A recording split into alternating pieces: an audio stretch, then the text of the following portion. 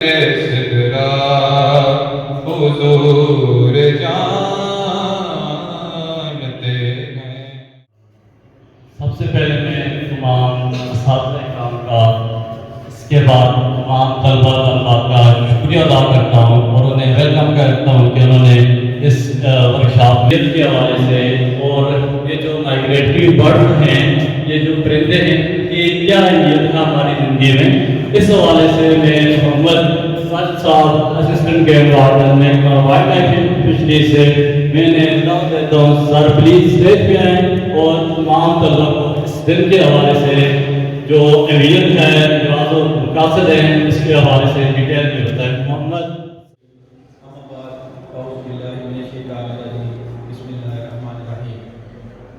سب سے پہلے میں پرنسپل ادارہ حاضرہ کا دل سے شکریہ ادا کرتا ہوں کہ انہوں نے ہمارے لیے تشریف لائے۔ میرا نام محمد ساجد ہے اور میں محکمہ تحفظ جنگلی حیات ویفر ڈویژن میں اسسٹنٹ ڈائریکٹر کے طور پہ فرائض انجام دے رہا ہوں۔ آج ہمارا ایک پروگرام تھا ہیڈ آفس ہمیں ہدایات جاری ہوئی کہ آپ نے مختلف سکولز اور کالجز میں اویئرنیس کے حوالے سے پروگرامز منعقد کرنے ہیں۔ اس حوالے سے ہمارا پہلا پروگرام ہے آج، جو ہم نے ڈگری کالج چکسواری میں کوشش کی ہے کہ اس کو ہم قائم جائیں گے۔ تو اس سے پہلے میں پروگرام کا باقاعدہ آغاز کروں اپنی پریزنٹیشن کا، محکمے کے حوالے سے تھوڑا سا آپ کو بتانا چاہتا ہوں۔ محکمہ تحفظ جنگلی حیات وائلڈ لائف ہم عام طور پہ کہتے ہیں ایسے جانور اور پرندے جو ہم گھروں میں نہیں رکھتے، جو خود بخود پیدا ہوتے ہیں اور جنگلوں میں اور ندی نالوں میں پائے جاتے ہیں۔ اس کے ساتھ ساتھ جو درخت جو ہم خود نہیں لگاتے بلکہ خود بخود قدرتی طور پہ اگتے ہیں، یہ ساری چیزیں وائلڈ لائف میں آتی ہیں۔ Non domesticated animals and non cultivated plants, ایسے پودے جو خود بخود پیدا ہوتے ہیں اور ایسے جانور جو جنگلوں میں پائے جاتے ہیں، خود بخود پائے جاتے ہیں، گھروں میں ہم نہیں رکھتے۔ ان جانوروں اور پودوں کو ملا کے ہم کہتے ہیں جنگلی حیات۔ تو ہمارا محکمہ جو ہے اس کا کام ہے جو ارد گرد کی جنگلی حیات ہے اس کا تحفظ کرنا اور اس کی افزائش نسل میں اور تحفظ میں اہم کردار ادا کرنا، غیر قانونی شکار کی روک تھام کرنا، یہ ہمارے محکمے جو ہے وہ بنیادی کام ہے، جس کے حوالے سے ہمارا محکمہ جو ہے وہ ذیلی سطح پر اور نظامت کی سطح پر جو ہے وہ کام کر رہا ہے۔ آج کا دن جو ہے اس حوالے سے میں بیان کرتا جاؤں کہ آج کا دن ہے مائگریٹری برڈز، یعنی مہاجر پرندے جو ٹھنڈے علاقوں میں، سرد علاقوں میں جب برف باری ہو جاتی ہے، وہ پرندے جب سخت سردی سے بچنے کے لیے گرم علاقوں کی طرف رخ کرتے ہیں، یعنی ایسے علاقے جہاں پہ کم سردی پڑتی ہے وہاں کا رخ کرتے ہیں اور کچھ عرصہ کے لیے وہاں پہ قیام کرتے ہیں، تو ان پرندوں کو مہاجر پرندے کہا جاتا ہے۔ اور زیادہ تر یہ جو پرندے ہوتے ہیں یہ آبگاہوں کے پاس آ کے سٹے کرتے ہیں، یعنی پانی کے پاس سٹے کرتے ہیں اور کچھ عرصہ 1-2 ماہ بھی گلنا شروع ہوتی ہے، موسم جو ہے وہ کچھ علاقوں میں دوبارہ سے چلے جاتے ہیں۔ یہ پرندے بیسیکلی سخت موسم سے بچنے کے لیے جو ہے وہ ان علاقوں کی طرف آتے ہیں۔ تو ہماری جو عوام ہے، جو ہمارے لوگ ہیں، ہمیں چاہیے کہ ہم مہاجروں کا استقبال اس طریقے سے کریں جس طرح ہمارے نبی کریم صلی اللہ علیہ وسلم نے مکہ مکرمہ سے ہجرت کی اور مدینہ منورہ کی طرف تشریف لائے۔ جو مقامی جو لوگ تھے مدینہ کے، انہوں نے جس طرح اپنے مہاجر بھائیوں کا دل سے استقبال کیا اور ان کو خوش آمدید کہا، تو ہمیں بھی چاہیے کہ ہم ان مخلوق میزبان پرندوں کا استقبال جو ہے اپنے رسول کریم صلی اللہ علیہ وسلم کی سنت کے مطابق عمل کرتے ہوئے ہم ان کو اس طریقے سے خوش آمدید کریں، نہ کہ ہم ان مہاجر پرندوں کا غیر قانونی اور بے دردی سے شکار کریں تاکہ ان کی نسل کو معدومیت کے خطرات کا سامنا ہو جائے۔ ہمیں ان چیزوں سے بچنا چاہیے۔ تو اس کا جو ہے آگے ہم دیکھتے جاتے ہیں۔ پریزنٹیشن آپ بیٹھ رہے ہیں زمین کا ایسا رقبہ جہاں پہ سارا سال یا سال کا کچھ حصہ پانی کو شروع کر دیتے ہیں، تو اس چیز کو ہم کہتے ہیں ویٹ لینڈ یا آبگاہ۔ اس کی زیادہ سے زیادہ گہرائی جو ہے وہ 6 میٹر تک ہوتی ہے، کیونکہ جانوروں اور پرندوں کے حوالے سے ہے کہ آبگاہیں جو ہیں وہاں پہ جاندار قیام کرتے ہیں، تو زمین کے اندر جو پانی ہوتا ہے اس میں جو سورج کی روشنی ہے وہ 6-7 میٹر سے زیادہ وہ نیچے نہیں جاتی، تو جانداروں کو زندہ رہنے کے لیے روشنی کی بھی ضرورت ہوتی ہے۔ تو تو اس طرح جو آبگاہ کی جو WPR کے مطابق تاریخ ہے، اس کی زیادہ سے زیادہ گہرائی جو ہے وہ 6 میٹر تک ہوتی ہے۔ یہ آبگاہیں جو ہیں وہ قدرت میں جتنے ہمارے دریا ہیں، ندی نالے ہیں، جھیلیں ہیں، دلدلی علاقے ہیں جہاں پہ پانی پڑا رہتا ہے، یہ سارے آبگاہ کی تعریف میں آتے ہیں۔ اس کے علاوہ جو مصنوعی طور پہ جو ڈیمز یا ندی نالے یا جھیلیں جو بنائی جاتی ہیں یا نہریں جو بنائی جاتی ہیں، وہ بھی آبگاہ کے، یہ بھی آبگاہ کی تعریف میں آتی ہے کہ وہاں پہ بھی جانور اور پرندے جو ہیں وہ کیا کرتے ہیں، فوائد ہیں۔ اس میں ہے کہ غذائیت کو برقرار رکھنا، غذا جو ہے یا فوڈ ریسورسز کا یہ اہم کردار ادا کرتی ہیں آبگاہیں۔ وہاں سے جیسے ہم دیکھتے ہیں کہ انسان جو ہے آبگاہوں سے مچھلیاں وغیرہ بھی پکڑتے ہیں اور ان کو خوراک کے طور پہ استعمال کرتے ہیں۔ اسی طرح جو پرندے جانور وہاں پہ قیام کرتے ہیں، وہ بھی اس پانی کے نیچے جو پودے یا پانی کے اندر جو چھوٹی مچھلیاں ہوتی ہیں ان کا شکار کر کے جو ہے اپنی خوراک حاصل کرتے ہیں۔ یہ غذا جو ہے یہ ایک اہم فائدہ ہے آبگاہ کا۔ اس کے ساتھ جب موسم خشک ہو جاتا ہے تو وہاں پہ آبگاہوں میں پانی رکا رہتا ہے، تو جو جانور تو یہ جو جانور اور پرندے ہوتے ہیں وہاں سے پانی حاصل کرتے ہیں۔ اس کے ساتھ واٹر کے سائیکل میں پانی کا جو سائیکل ہے، جیسے پانی کا آپ نے پڑھا ہوگا کہ پانی کی جو 3 مختلف صورتیں ہیں، سالڈ، لیکوڈ اور گیس۔ تو جو پانی ہے جب آپ گاؤں میں کھڑا رہتا ہے وہاں سے اوپر سے سن لائٹ پڑتی ہے تو یہ بخارات میں تبدیل ہو کے جو ہے وہ اوپر چلا جاتا ہے، تو وہاں سے پھر بارش ہوتی ہے تو برف کی صورت میں بھی تبدیل ہو جاتا ہے اور پھر بارش پریسپیٹیشن کی صورت میں جو زمین پہ بھی آتا ہے۔ تو پانی کی مختلف صورتیں بنانے میں بھی آبگاہوں کا اہم کردار ہے، تو پانی کو صاف کرنے میں بھی ان کا اہم کردار ہے۔ جیسے آپ دیکھیں جب بارش ہوتی ہے تو بارش کا پانی جو ہوتا ہے وہ گندا ہوتا ہے، تو وہ پانی جب آبگاہوں میں، دریاؤں میں، ندی نالوں میں جاتا ہے تو آہستہ آہستہ اس کے اندر جو آلودگی اور جو کیمیکلز وغیرہ یا جو شارکول وغیرہ یا پولیتھین بیگز جو ہوتے ہیں وہ آہستہ آہستہ سیٹل ہو جاتے ہیں اور مٹی جو ہوتی ہے وہ نیچے بیٹھ جاتی ہے، تو اس طرح پانی سے صاف بھی ہو جاتا ہے۔ اس کے علاوہ یہ کاربن کے اخراج میں اہم کردار ادا کرتا ہے۔ پھر بایو ڈائورسٹی کا خزانہ ہے۔ یہ بایو ڈائورسٹی کیا ہوتی ہے؟ کسی ایریا میں جانداروں کی variety of species in an area, تو یہ جو آبگاہیں ہوتی ہیں بایو ڈائورسٹی کے تحفظ میں اہم کردار ادا کرتی ہے۔ اسی طرح جو ان کو اینگلرز کہتے ہیں، تو اینگلر کمیونٹی جو ہے وہ بھی آبگاہوں کے پاس جا کے مچھلی وغیرہ کا شکار کرتی ہیں اور کرتی ہیں، ساتھ ساتھ سیر و تفریح جو ہے وہ بھی کرتی ہیں۔ پھر جو آبگاہیں ہیں 3 سے اپنی خوراک کا بندوبست کر رہے ہیں۔ جیسے ہمارا منگلہ ڈیم ہے، منگلہ ڈیم سے اس وقت کم و بیش 1000 آدمی جو ہے وہ مچھلی کا شکار کر کے اس کو بیچ کے اپنا جو ہے وہ روزگار ادا کر رہا ہے، کیونکہ منگلہ ڈیم سے مچھلی کا ٹیسٹ ہو جاتا ہے، وہاں سے ایک ٹھیکیدار ہوتا ہے، اس نے آگے 300-400 بندہ رکھا ہوتا ہے، وہ مچھلی روزانہ کی بنیاد کے اوپر پکڑتے ہیں، پھر مارکیٹ میں لے کے جاتے ہیں۔ مارکیٹ میں جو ہے وہ جہاں جہاں پہ وہ مچھلی جاتی ہے وہاں پہ 300-400 دکانیں ہوتی ہیں، 2-4 منڈیاں ہوتی ہیں، تو 300-400 دکانوں کے اوپر لوگ ہیں، کچھ 400-500 ڈیم کے اندر لوگ ہیں جو مچھلی پکڑنے کے لیے کام کر رہے ہیں، تو رف اندازی کے مطابق 1000 سے زیادہ لوگ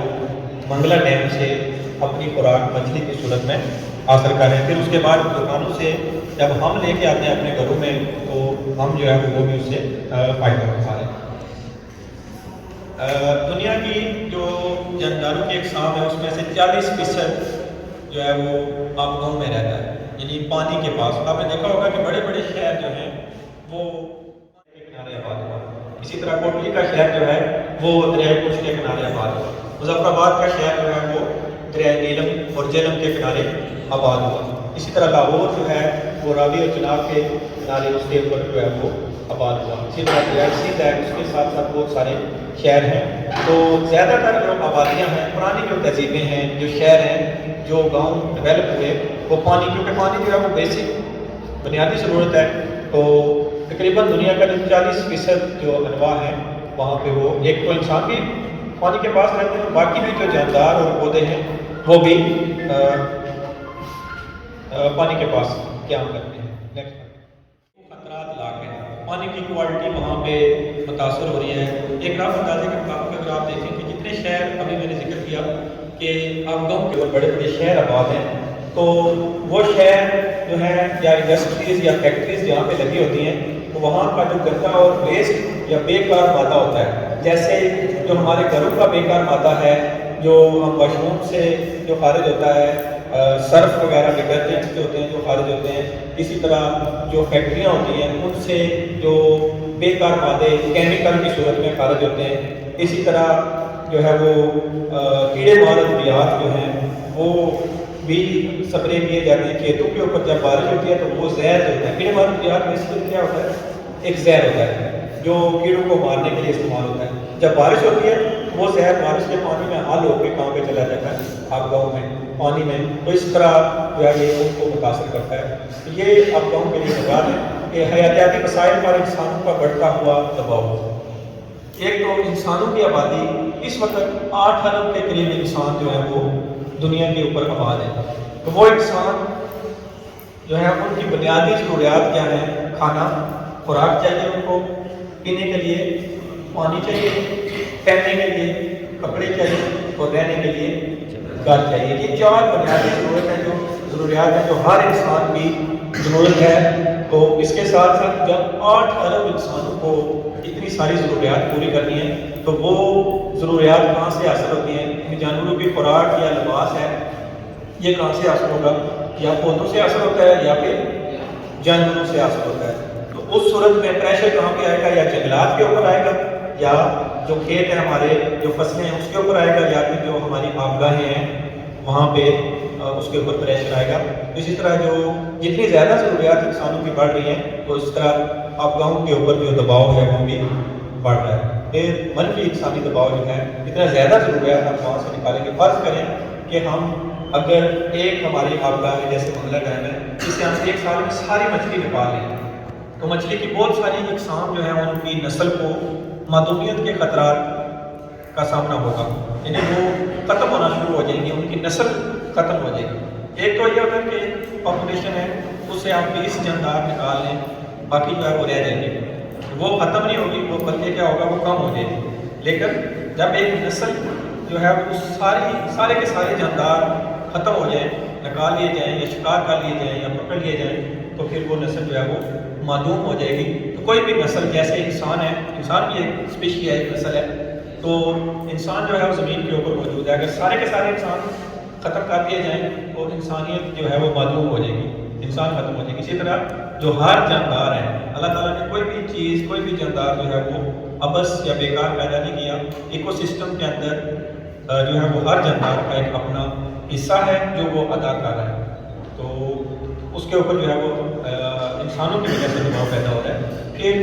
آبی علاقوں میں جنگلات جو ہے وہ کاٹے جا رہے ہیں، جنگلات سے ہم لکڑی حاصل کر رہے ہیں، اس سے اپنے گھر وغیرہ، اپنی جو انڈسٹریز ہیں، کارخانے وغیرہ بناتے ہیں، جلانے کے لیے بھی اس کو استعمال کیا جاتا ہے۔ تو ضرورت سے زیادہ جنگلات کی جو کٹائی ہے یہ بھی آپ گاؤں کے لیے خطرات ہیں۔ کیوں کہ جو آپ گاؤں میں پانی ہے وہ کہاں سے آتا ہے؟ جنگلات سے۔ اوپر کا جو کیچمنٹ ایریا ہوتا ہے، جب وہاں پہ بارش ہوتی ہے تو پانی آہستہ آہستہ نیچے دریا میں آتا ہے اور دریا سے آہستہ آہستہ ڈیموں میں اور ڈیموں سے سمندر میں چلا جاتا ہے۔ جب پیچھے جنگلات نہیں ہوں گے تو وہ سارا پانی یکدم کیا کرے گا، دریا میں آ جائے گا۔ جب وہاں پہ گھنے جنگلات ہوتے ہیں پیچھے پہاڑوں کے اوپر، جب اوپر بہت زیادہ بارش ہوتی ہے تو بھی پانی کیا ہوتا ہے، آہستہ آہستہ نیچے دریا میں آتا ہے اور دریا میں سیلاب جو ہوتا ہے وہ پیدا نہیں ہوتا۔ جب جنگل پیچھے سے کاٹ لیے جائیں گے پھر دریا جو ہوتے ہیں ان میں سیلاب آنا شروع ہو جاتا ہے۔ جب سیلاب آئے گا تو جتنے دریاؤں کے پاس جو آبادیاں ہیں، جو شہر ہیں، وہ اس سے متاثر ہوتے ہیں سیلاب سے۔ جیسے ابھی آپ نے پچھلے سال دیکھا کہ سندھ میں اور پنجاب کے کچھ میدانی علاقوں میں جو ہے وہ سیلاب آ گیا اور ہماری جو بہت بڑی آبادی گھر سے بے گھر ہو گئی۔ تو یہ کس وجہ سے ہے کہ پیچھے جو جنگلات ہم کاٹ رہے ہیں، جنگلات کی کٹائی کر رہے ہیں، اس وجہ سے آگے کی جو آبگاہیں ہیں وہ متاثر ہوتی ہیں، زمین پہاڑ جو ہے وہ کٹاؤ کا شکار ہوتے ہیں اور یکدم سارا پانی اکٹھا ہو کے دریاؤں میں آ جاتا ہے اور جس سے سیلاب کی صورت پیدا ہو جاتی ہے۔ پھر صنعتی اور گھریلو آلودگی، یعنی جو کارخانے ہوتے ہیں وہاں سے ہم مختلف چیزیں جو بنا رہے ہوتے ہیں، پھر جو فالتو کیمیکل ہوتا ہے وہ کیا کرتے ہیں، نالی کے ذریعے جو ہے وہ آگے نہروں میں، دریاؤں میں چھوڑ دیا جاتا ہے، جیسے سارا پانی، اور وہاں پہ پانی کے اندر رہنے والی جو آبی حیات ہوتی ہے وہ بھی متاثر ہوتی ہے۔ پھر کیڑے مار ادویات کا استعمال ہے کہ غیر پائیدار ماہی گیری کے طریقے، یعنی مچھلیاں ضرورت سے زیادہ پکڑنا۔ مثلاً فرض کریں بڑے بڑے دریا جو ہیں وہ ایک عرصے سے قدرتی طور پہ موجود ہیں، نسل در نسل ہماری پچھلی نسلوں نے بھی دیکھا ہوگا کہ یہ دریا یہاں پہ اسی طرح موجود تھے، لیکن پچھلے 100 سالوں سے انسان نے کیا کیا ہے کہ ان دریا کے اوپر بند باندھ کے رکھا جائے۔ جب ہم دریاؤں کے پاس، ندی نالوں کے پاس اپنے گھر تعمیر کرتے ہیں، جب زیادہ پانی آتا ہے تو سارے گھر جو ہوتے ہیں وہ اس میں بہہ جاتے ہیں۔ اسی طرح جب ہم بند، تو ان دریاؤں کے اوپر بھی ان کے اندر جو ہے وہ آبی مخلوق ہے، مچھلیاں ہیں، وہ آبی مخلوق ہر سال نیچے سے اوپر ٹریول کرتی ہے۔ جس طرح ہم آج ہم ایک شہر میں جا رہے ہیں، دوسرے سے دوسرے شہر میں جا رہے ہیں، ٹریول کر رہے ہیں، اسی طرح پانی کے اندر جو آبی مخلوق وہ بھی ایک جگہ سے دوسری جگہ سفر کرتی ہیں۔ یعنی آپ دیکھیں کہ ہمارا جو جیل اس کے اندر ایک ماشیر مچھلی ہے، ماشیر آپ نے نام سنا ہوگا۔ وہ مچھلی جب یہ منگلہ ڈیم نہیں بنا تھا تو یہ ملتان تک، سندھ تک جو ہے وہ یہاں سے جاتی تھی، اور وہاں سے پھر واپس آ کے اوپر کوٹلی کے علاقے میں یہ انڈے بچے دیتی تھی۔ تو اس طرح جو ہے اس کی نسل جو ہے وہ آگے بڑھ گئی تھی۔ تو جب سے منگلہ ڈیم بنا تو یہ مچھلی منگلہ ڈیم سے نیچے جو نیچے جاتی تھی وہ نیچے ہی پکڑی جاتی، وہ واپس نہیں آ سکتی، کیونکہ منگلہ ڈیم کا جو باندھ ہے اس کی ہائٹ تقریباً 200 فٹ ہے، تو مچھلی زیادہ 200 فٹ تو جمپ نہیں لگا سکتی۔ تو اس طرح یہ غیر قدرتی طور پر ہم نے دریاؤں کو یا پانی کے جو قدرتی بہاؤ ہے ان کو روک کے پانی کے نظام میں تبدیلی کی ہے، جو ہے وہ قدرتی نظام سے جو ہے وہ انحراف کر رہے ہیں ہم، تو جس کی وجہ سے جو ہے وہ ہمیں اس کے نتائج بھی بھگتنا پڑے۔ ضرورت سے زیادہ ماہی گیری ڈیم کی وجہ سے گزشتہ 300 سالوں جو 87% انواع ہیں وہ کم ہو گئی ہیں، زمین کے اوپر جو ہے وہ ان کی نسل ختم ہو گئی ہے۔ مثلا یہ ہے کہ بایو ڈائیورسٹی جو ہوتی ہے، ورائٹ جتنی زیادہ جانداروں کی قسمیں ہوں گی اتنا زیادہ ہمیں فائدہ ہے۔ کیوں کہ ہماری خوراک جانداروں سے آ رہی ہے، جتنے زیادہ قسموں کے پودے ہوں گے اتنا زیادہ ہمیں خوراک ملے گی، جتنی زیادہ قسموں کے جانور ہوں گے اتنی زیادہ ہمیں خوراک ملے گی۔ آپ دیکھیں کہ ہماری خوراک جو ہے وہ چاول، گندم، مکئی یہ ہم پودوں سے حاصل کر رہے ہیں، اسی طرح دودھ، دہی، مکھن، پنیر وغیرہ یہ جانوروں سے حاصل کر رہے ہیں۔ ٹھیک، تو یہ جو جانور ہیں ہمارے یہ بھی جنگلوں سے لائے گئے ہیں۔ انسانوں نے، بنی انسان نے زمانہ قدیم میں ان جانوروں کو جو ہے وہ گھروں میں رکھنا شروع کر دیا۔ پہلے یہ جانور سارے مرغیاں، بھینس، گائے وغیرہ، بکریاں یہ ساری کیا تھی، کہاں پہ رہتی تھی؟ جنگلوں میں۔ تو ان کو انسانوں نے سکھا کے اپنے گھروں میں رکھنا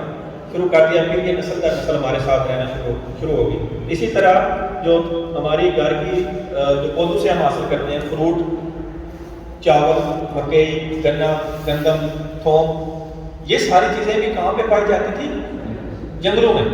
تو انسانوں نے جنگلوں سے ان کو کیا کیا، اپنے گھروں میں لگانا، اپنے گھروں کے ساتھ ساتھ کھیت بنانا شروع کر دیے، کیارے بنانا شروع کر دیے، جس کی وجہ سے آج یہ ہمارے کھیتوں میں موجود ہوتی ہیں اور ہم ان کو پالتے ہیں۔ ان کا بھی آباء و اجداد کہاں پر تھا؟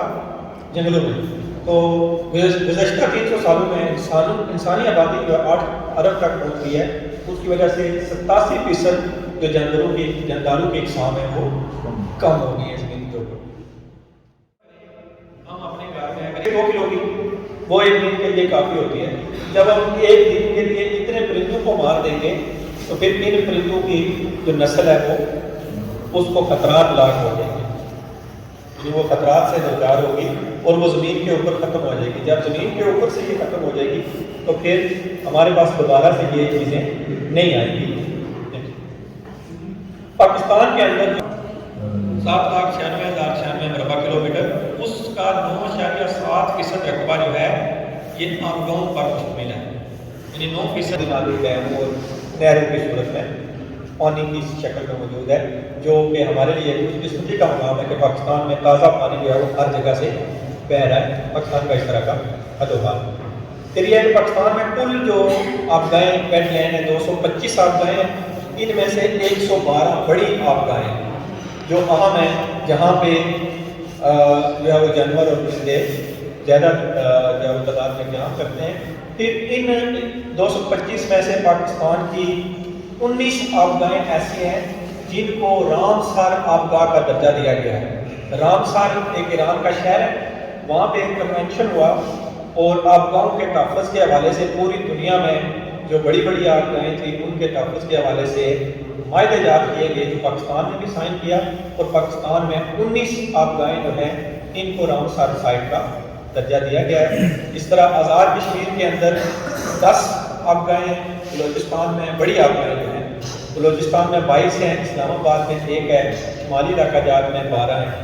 KPK میں 20 ہیں، پنجاب میں 17 ہیں، اور سندھ میں 30 آبگاہیں پائی جاتی ہیں۔ جھیل ہے سندھ میں، چشمہ بیراج ہے پنجاب میں، اب ڈیم ہے سندھ اور بلوچستان میں، پھر ہیوانی کوسٹل ویٹ لینڈ ہے، یہ پھر ہے آزاد کشمیر کی یہ آبگاہیں جو ہیں وہ ان میں چشمے بھی شامل ہیں، قدرتی طور پہ جو جھیلیں ہیں وہ بھی شامل ہیں۔ اہم جو آبگاہیں ہیں ان میں کتنی آپ دیکھیں گے کتنی خوبصورت تصویریں ہیں۔ رتی کلی جھیل ہے، یہ مظفر آباد سے اوپر دواریاں کے مقام پہ موجود ہے، پتلیاں جھیل ہے، سرال جھیل ہے یہ وادی سوگن میں، چٹا کٹا جھیل ہے یہ وادی چھوٹر میں، اور جانوئی اور الوئی جھیلیں یہ آزاد کشمیر کے نیلم میں موجود ہیں۔ اسی طرح ہمارا جو دریائے پنچ ہے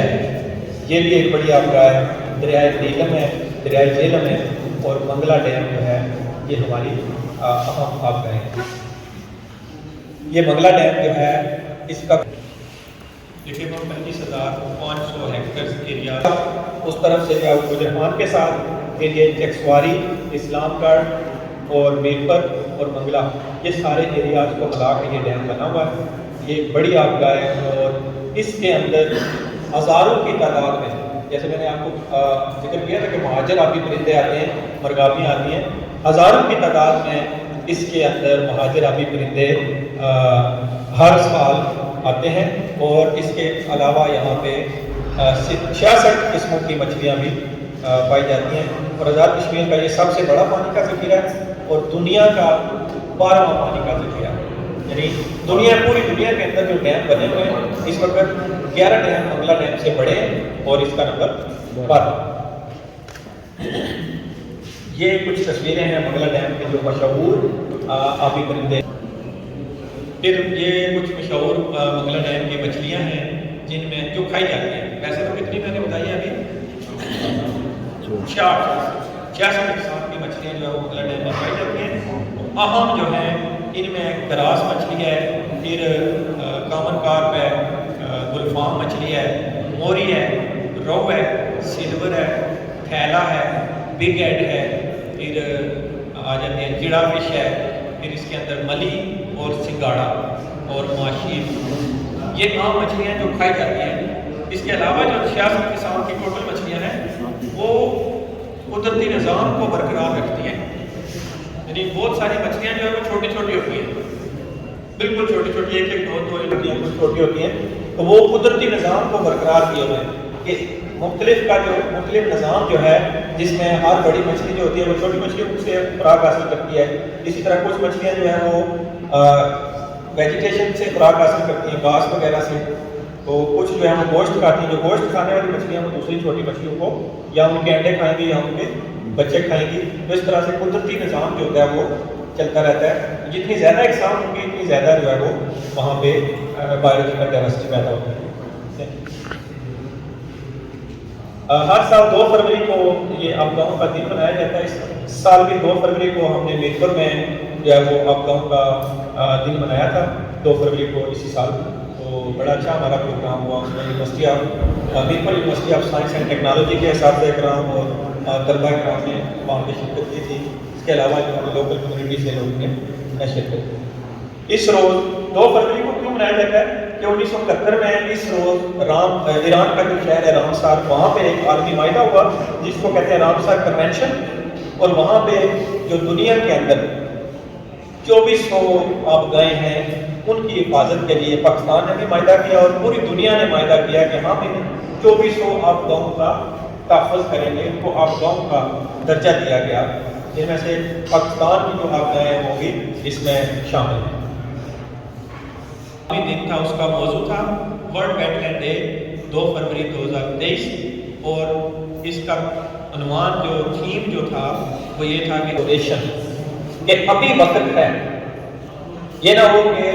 وقت گزر جائے اور ہمیں بعد میں پتہ چلے کہ ہم نے ان آپ گاؤں کا تحفظ کرنا تھا۔ تو یہ اس سال کے جو آپ گاؤں کا دن ہے اس کا تھیم ہے کہ ابھی وقت ہے کہ ہم اپنی آپ گاؤں کا تحفظ کریں۔ گاؤں کے تحفظ کے لیے اس میں ہم مقامی لوگ جو ہیں ان کو اپنے ساتھ شامل کر کے، مثلا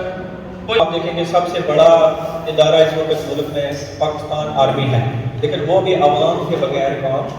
نہیں کر سکتا۔ پیچھے جب تک عوام کی سپورٹ نہیں ہوگی تب تک کوئی بھی ادارہ جو ہے وہ کام نہیں کر سکتا۔ اسی طرح باقی ادارے جو ہیں چھوٹے چھوٹے ہیں، جیسے پولیس ہے، پھر ہمارا محکمہ آ جاتا ہے، جنگلات ہے۔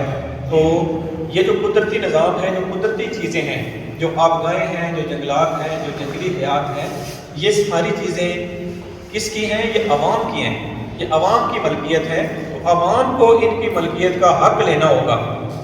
عوام کے اندر یہ شعور پیدا کرنا ہوگا کہ ہم نے ان آبگاہوں کا تحفظ کرنا ہے۔ جب تک عوام اس کے ساتھ، جانوروں اور پرندوں کے ساتھ اور جنگلات کے ساتھ کھڑی نہیں ہوگی تب تک ہم ان آبگاہوں کے تحفظ میں کامیاب نہیں ہو سکتے۔ اس کے بارے میں زیادہ سے زیادہ آگاہی کی ضرورت ہے، کیونکہ جب ہم دیکھتے ہیں ہمارے گھر کی کوئی دیوار یا کوئی رنگ یا کوئی پودا سوکھ رہا ہے یا رنگ اکھڑ رہا ہے تو ہم فوری طور پہ کیا کرتے ہیں کہ اپنے گھر کی مرمت شروع کر دیتے ہیں، اپنی دکان کی مرمت شروع کر دیتے ہیں، اپنے ہوٹل کی مرمت شروع کر دیتے ہیں، اپنے کارخانے کی مرمت شروع کر دیتے ہیں۔ کیوں کرتے ہیں؟ کیونکہ وہ ہمارا اپنا ہوتا ہے، ہماری ملکیت ہوتی ہے اس کے اوپر۔ تو یہ جو قدرتی چیزیں قدرت نے ہمیں دی ہوئی ہیں، ان کے اوپر بھی ہماری ملکیت ہے، یہ بھی ہماری چیزیں ہیں۔ تو ہمیں یہ چاہیے کہ ہم اپنے گھروں کے ساتھ ساتھ کیا کریں، ان آبگاہوں کے تحفظ کے بارے میں بھی اقدامات۔ جیسے رہائشیوں کے لیے ہم گلی زمینوں کے پاس ندی نالوں کے بالکل ساتھ جو ہے وہ فلڈ رین کے اندر ہم اپنے مکانات میں کیمیکل کا استعمال نہ کریں۔ کیوں کہ آپ دیکھیں کہ جب ہم فصل کے اوپر کیمیکل، اصل میں زہر ہوتا ہے، جب ہم فصل کے اوپر زہر کا چھڑکاؤ کرتے ہیں، سپرے کرتے ہیں، تو فصل کے اندر دو طرح کے کیڑے پائے جاتے ہیں۔ ایک وہ کیڑے جو دوسرے کیڑوں کو کھاتے ہیں، وہ ہماری فصل کو نقصان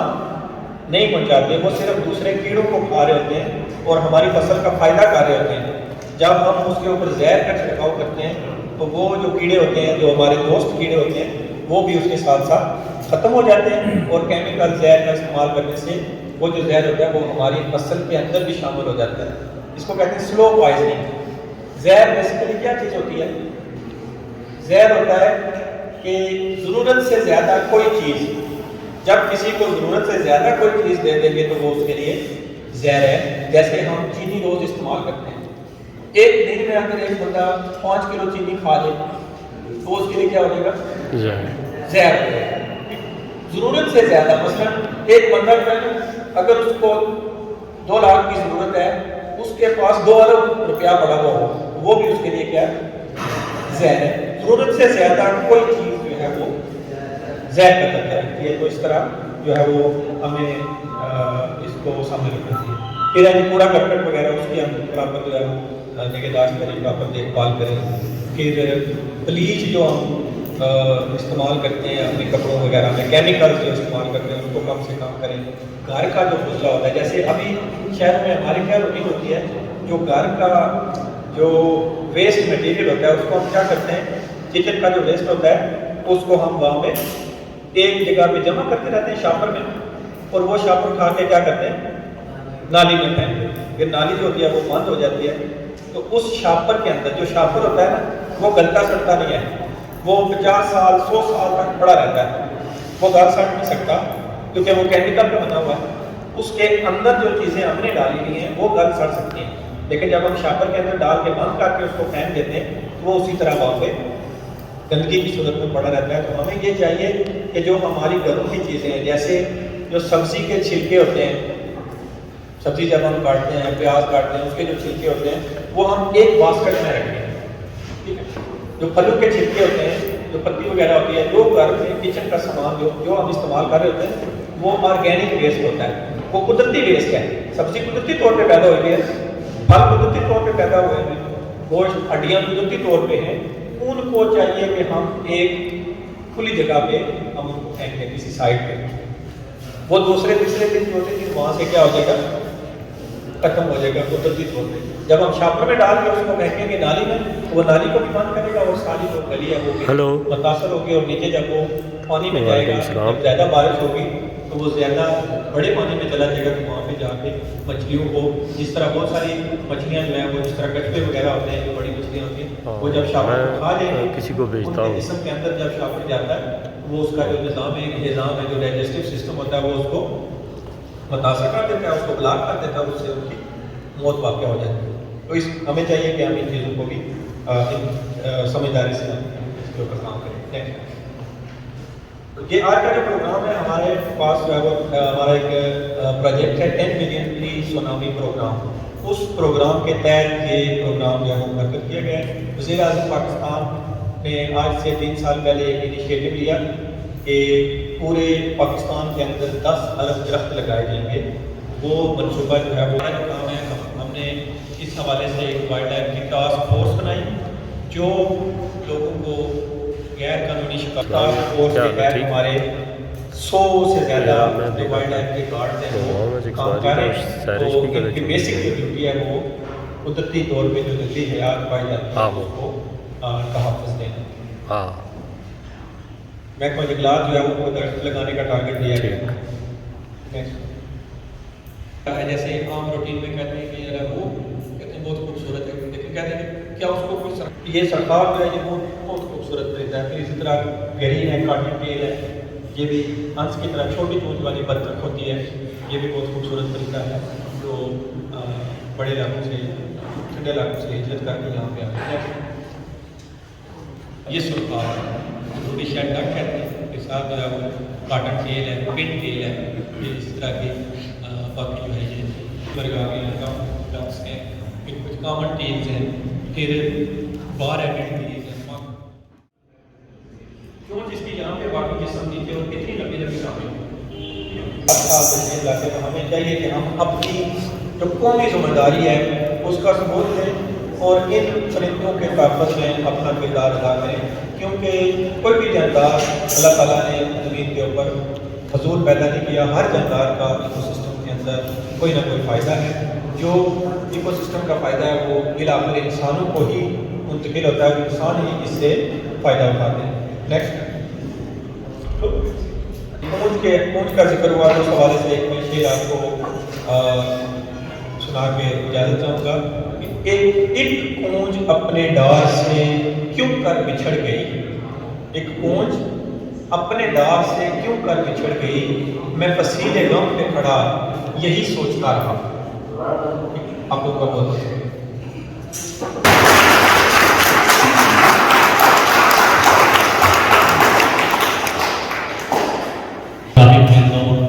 اور منگلا ڈیم کے حوالے سے تفصیلاً کیا.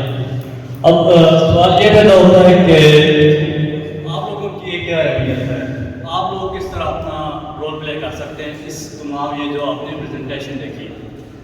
اب دیکھا جائے یہ جو منگلا ڈیم ہے یہ ہم سب کا ہے.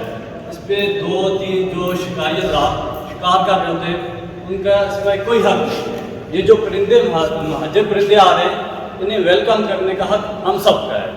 انہیں تحفظ دینا ہمارا کام ہے. اب ہم کیسے تحفظ دے سکتے ہیں؟ ایک ہے ہم ڈائریکٹ ان کا تحفظ کر سکتے ہیں, دوسرا انڈائریکٹ تحفظ کر سکتے ہیں. ڈائریکٹ تحفظ یہ ہوتا ہے کہ اگر کوئی بندہ شکار کر رہا ہے تو آپ اس کو کسی ڈپارٹمنٹ کے, ہمارے یہاں اسٹاف تعینات ہوتا ہے, اس سے انفارم کریں ہاں جی کہ فلاں جگہ پہ فلاں شخص شکار کر رہا ہے, لہٰذا مہربانی آپ وہاں پہ جا کے اس پر رد و بدل کریں, اس پہ کنٹرول کریں. اس طرح آپ اپنا رول پلے کر سکتے ہیں. دوسرا یہ ہے کہ آلودگی کے حوالے سے, آلودگی میں اگر آپ فارغ وقت اس پہ استعمال کر رہے ہیں, اس سے استعمال کرنے کے بعد آپ پھینک دیتے ہیں, آپ ڈیم پر جاتے ہیں, آپ لیز لیتے ہیں, بسکٹ لیتے ہیں, اس سے کھانے کے بعد اس کے جو پلاسٹک کا کور ہوتا ہے اسے آپ پھینک دیتے ہیں. بظاہر آپ نے انجوائے کیا, آپ چلے گئے, لیکن یہ جو پلاسٹک ویسٹیج ہے یہ آپ کے لیے, یہ سوچیں یہ ان پرندوں کے لیے انتہائی مضر ہے, یہ ان کی جان لے سکتا ہے. اب کئی اس ٹائم دیکھا جائے ہمارے ڈیم میں سیوریج سسٹم ہے, آلودگی ہے, इससे तकरीबन 20 से 30% परिंदों की अफसाइश कम हो रही है। इसके अलावा देखी जाए और 20 से 30% जो है शिकार की वजह से कम हो रहा है। अब सर आप मुस्तकबिल जो है वो आप लोगों के हाथ में है। अब डिपेंड करता है कि आप इन महाजर परिंदों को किस तरह रोक सकते हैं। अब ये आप इंतहाई खुशकिस्मत हैं कि आपके पास ये महाजर परिंदे आ रहे हैं, लिहाजा आपने अपनी लाइफ में इनको कंट्रोल करने के लिए हर मुनासिब इक़दाम करने हैं। आपने अपने घर में जाके लोगों को बताना है, अपनी फैमिली में बताना है, अपने दोस्तों को बताना है कि इस तरह ये महाजर परिंदे आते हैं, आइंदा कोई भी शिकार कर रहा हुआ तो हम उसकी शिकायत लगाएंगे और हम कोई भी ऐसा वेस्टेज हम नहीं करेंगे, नहीं फेंकेंगे जिससे हमारे आबी परिंदों को नुकसान हो। इसके बाद मैं दाव देता हूँ। बिस्मिल्लाहिर्रहमानिर्रहीम। इन्नल्लाह ला युग़य्यिरु मा बिक़ौमिन हत्ता युग़य्यिरु मा बिअनफुसिहिम। सदक़ल्लाहु मौलाना अज़ीम। स्टेज पे बैठे हुए मेरे मौजूद मेहमान, मतलब असिस्टेंट डायरेक्टर साजिद साहिब और प्रोफेसर तनवीर अतारी साहिब और मेरे सामने बैठे हुए हज़रात और अज़ीज़ तलबा, अस्सलामु अलैकुम वरहमतुल्लाहि वबरकातुहू। जिस तरह मोहतरम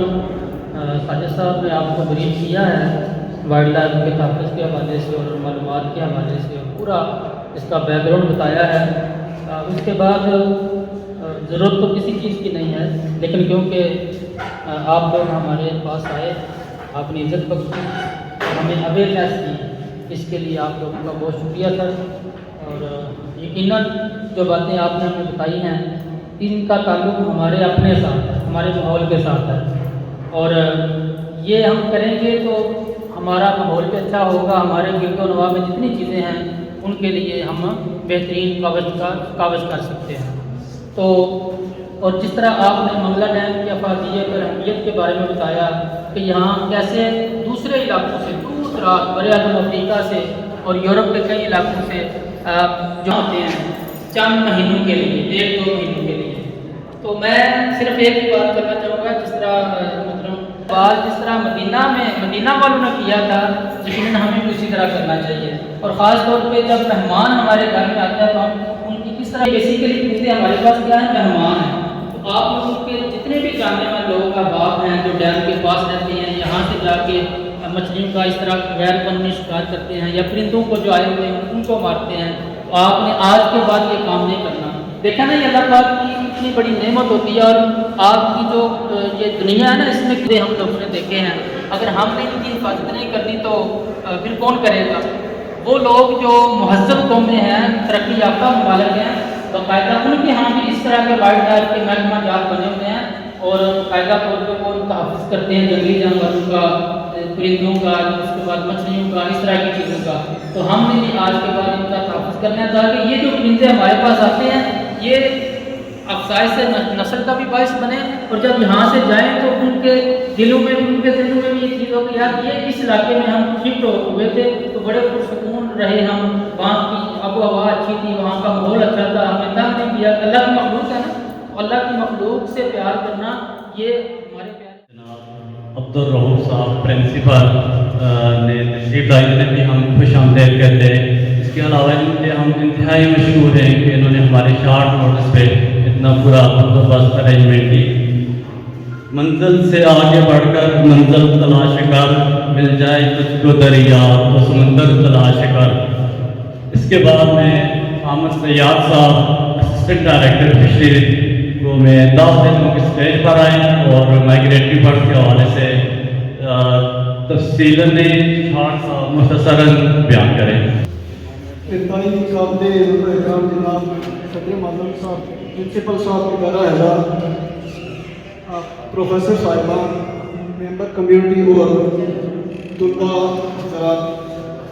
सबसे पहले तो मैं आप सभी हज़रात को मुबारकबाद पेश करता हूँ कि ये जो आप एक जो बेज़बान मखलूक है अल्लाह पाक की, जिनकी हिफाजत करना अल्लाह पाक ने हम इंसानों की जो है जिम्मेदारी लगाई है, उसके काज के लिए आप हमारे शॉर्ट नोटिस पर तशरीफ़ लाए, यहाँ पर हमारी इस तकरीब में आपने पार्टिसिपेट किया। मैं आप सभी हज़रात को इस पर मुबारकबाद पेश करता हूँ। तो تو جیسا کہ سائی صاحب نے انتہائی ڈیٹیلس میں جو ہے جتنے بھی ہماری جو ویٹ لینڈس ہیں جو کہ ہمارے جو مہاجر آبی پرندے ہیں جو ہماری مچھلیاں ہیں یا دوسری جو جنگلی حیات ہے یا جو آبی حیات ہے اس کا جو ان کا مسکن ہے اس کے اوپر ایک سیر حاصل ایک ڈیٹیل پریزنٹیشن کی ہے اور فگریٹیولی انہوں نے یہ پروو کیا ہے کہ ہم جو ہماری جو عادات ہیں یا ہمارے جو افعال ہیں اس کی وجہ سے ہم اپنے ان مسکن کو ان مہاجر آبی پرندوں کو یا جتنے بھی ہماری جو وائلڈ لائف ہے یا فشریز ہے یا جتنے بھی آبی ریسورسز میں جتنے بھی ہمارے جو حیات رہ رہی ہے اس کو ہم بے دردی سے اس کا جو ہے ہم نسل کشی کر رہے ہیں جس کے صدی بعد کے لیے گورنمنٹ آف آزاد کشمیر نے جو ہے نا یہ یا پوری دنیا میں جتنے بھی جو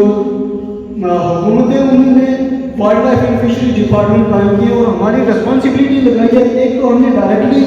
ان کی کنزرویشن کے لیے ایفرٹس کرنی ہے اور دوسرا سب سے اہم بات یہ ہے کہ یہ ایفرٹ اسی وقتی کارگر ہوں گی جب ہماری جو کمیونٹی ہے لوکل کمیونٹی ہے یا جو ہمارے جو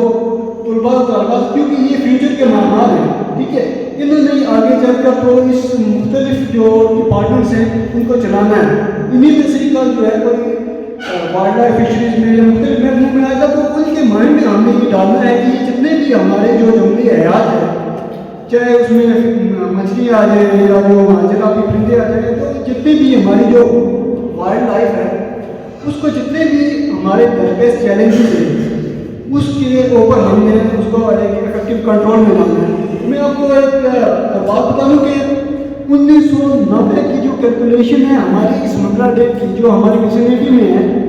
کہ 1990 میں جو یہاں پر جو مائگریٹری برڈس تھے ان کا کام تھا 1,10,000 سے 1,20,000 تک اور یہ 30-32 سال کی ڈیوریشن میں یہ 1,20,000 سے کم ہو کر یہ 30,000 تک آ چکے ہیں مطلب ہماری جو ہے نا ان افعال کی وجہ سے ان کا نمبر اتنا کم ہو چکا ہے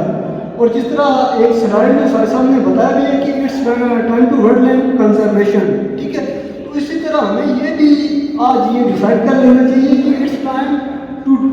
وائلڈ لائف کنزرویشن کے یہ ہمارے پاس شاید قدرت نے یہ ہمیں لاز موقع دیا ہے کہ ہمارے جتنے بھی یہ جو جتنے مہاجر آبی پرندے ہیں یا جتنے بھی ہماری جنگلی حیات ہیں جو ہماری انکروچمنٹس کی وجہ سے یا جتنے بھی ہم ان کے جو مسکن ہیں ان کو بے دردی سے تباہ کر رہے ہیں اس کی وجہ سے ان کی نسل ختم ہو رہی ہے اس طرح ساشن نے سلائڈ میں بتایا بھی کہ ویٹ لینڈ میں جو ان کی جو آبی حیات ہے یا جتنے بھی مائگریٹری برڈز ہیں اس کی 87% آلریڈی ختم ہو چکی ہے ان کی نسل کشی ہو چکی ہے جو باقی 13% بچے اس کے لیے ہماری ریسپانسبلٹی ہے کہ آپ لوگوں کے ساتھ مل کر ان کو ہم نے کنزرو کرنا ہے میں اسی کے ساتھ کنکلوڈ کروں گا اور ایک متفق ادارہ اعضاء کے پرنسپل صاحب پروفیسر صاحبان کمیونٹی ممبر اور طلباء حضرات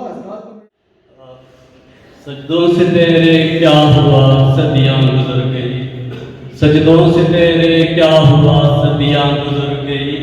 دنیا تیری بدلتے وہ سجدہ تلاش کر عبدالرؤوف صاحب اپنے آپ کو انوائٹ کرتا ہوں کہ آپ اسٹیج پر آئیں اور سب سے پہلے تو میں انتہائی طلباء کو جنگلی حیات کے حوالے سے انتہائی عام اور سبق آموز معلومات حاصل ہوئی ہیں ادارہ کی طرف سے معذرت خواہ بھی ہوں کہ ہمارا ایک پروگرام اسپورٹس ڈالا کے حوالے سے چل رہا تھا وہ پہلے سے شیڈیولڈ تھا جس کی وجہ سے ہمارے طلباء اس پروگرام میں شمولیت سے محروم رہے اور ہمارے اساتذہ بھی اس میں جس طریقے سے نمائندگی ہونی چاہیے تھی مصروفیت کی وجہ سے نہیں ہو سکی اس کے لیے ہم اپنے معزز مہمانان سے معذرت خواہ ہیں کالج کی طرف سے بھرپور نمائندگی پروفیسر حافظ محمد عرفان صاحب کر چکے ہیں اس لیے میں अब मज़ीद वक्त नहीं लेना चाहूँगा। इरफान साहब ने बड़े खूबसूरत अंदाज में आज की तकरीब की गर्ज़-ओ-ग़ायत के हवाले से अपने ख्यालात का इज़हार किया। तो नुमाइंदगी चूँकि हो चुकी है अदारे की तरफ से, तो मैं एक बार फिर आप सब मेहमान रामिल कदर का अपनी तरफ से, अपने स्टाफ की तरफ से और अपने इदारा की तरफ से शुक्रिया अदा करता हूँ। तो आज का जो प्रोग्राम है इस हवाले से मैं यही कहता चलूँगा कि ये चीज़ें, ये दरिया, ये नदी नाले, ये आबी हयात, ये जंगलात, ये चिरिंद परिंद, ये हमारी मलकियत है, हम सब की मलकियत है। तो हमने इसके तहफ़्फ़ुज़ का बीड़ा उठाना है, हमने ही इसका तहफ़्फ़ुज़ करना है, अपने हिस्से का इसमें हमने अपना हिस्सा डालना है। जैसे किसी शायर ने क्या खूब कहा था कि शिकवाए ज़ुल्मत शब से तो कहीं बेहतर था कि अपने हिस्से का कोई दीप जलाते जाते हैं। कि हमने अपने हिस्से का, जब हर बंदा अपने हिस्से का काम करेगा, अपने हिस्से की जो तवज्जो है वो इन बेज़बान जानवरों, परिंदों, चिरिंद परिंद, जंगलात, आबी हयात को देगा, तो ये कार सवाब के साथ साथ ज़रिया निजात भी बनेगा और हमारी आने वाली जो नस्लें हैं हम उनके आगे